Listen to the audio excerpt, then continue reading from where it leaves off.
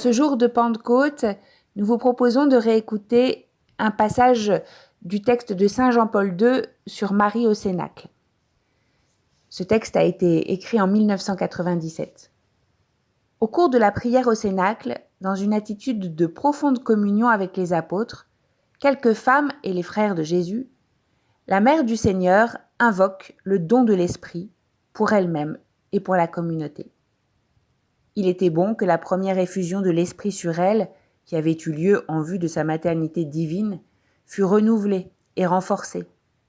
En effet, au pied de la croix, une nouvelle maternité avait été confiée à Marie, qui concernait les disciples de Jésus.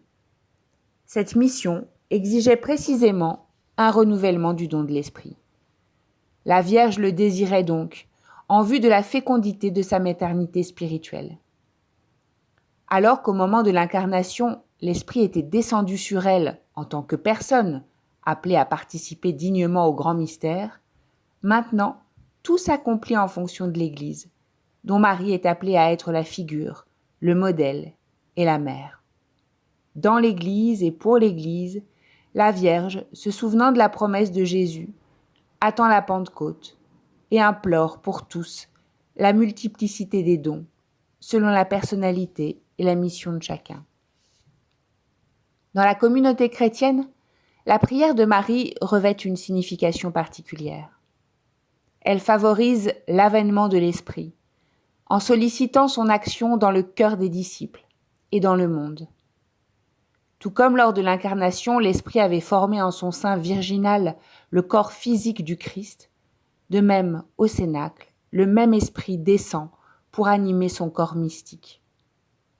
La Pentecôte est donc aussi le fruit de l'incessante prière de la Vierge, que le Paraclet accepte avec une faveur toute particulière, parce qu'elle est l'expression de son amour maternel à l'égard des disciples du Seigneur.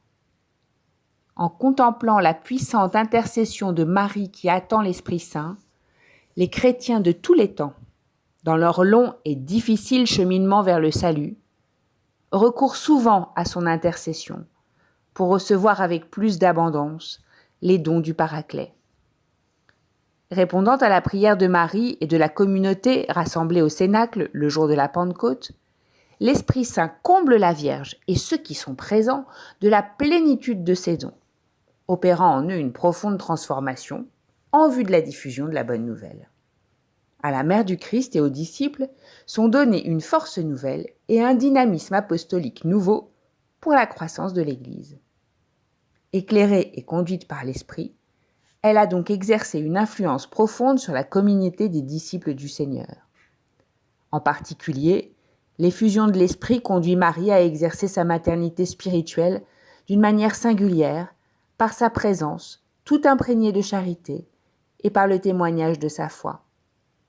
Dans l'Église naissante, elle transmet aux disciples, comme un trésor inestimable, ses souvenirs sur l'incarnation, l'enfance, la vie cachée, la mission de son divin Fils, contribuant à le faire connaître et à affermir la foi des croyants. Nous ne disposons d'aucune information sur l'activité de Marie dans l'Église primitive, mais il est permis de supposer que même après la Pentecôte, elle a continué à vivre une existence cachée et discrète, attentive et efficace, éclairée et conduite par l'Esprit. Elle a exercé une influence profonde sur la communauté des disciples du Seigneur. Viens, Esprit Saint, viens s'embrasser nos cœurs.